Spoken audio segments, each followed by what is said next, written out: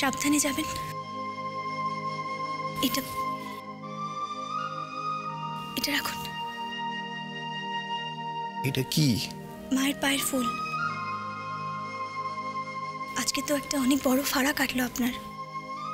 আচ্ছা, একটু সাবধানে চলাফেরা করতে পারেন না? এইটুকুও ভাবেন না যে আপনার বাড়িতে আপনার কাছের মানুষরা আপনার জন্য অপেক্ষা করে থাকে?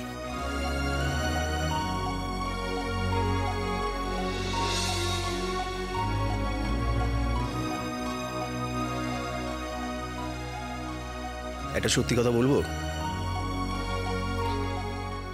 আমার জন্য এতকাল বাড়িতে কেউ অপেক্ষা করে থাকেনি। বিশ্বাস করুন, আমার জন্য কোনোদিন কেউ অপেক্ষা করেনি।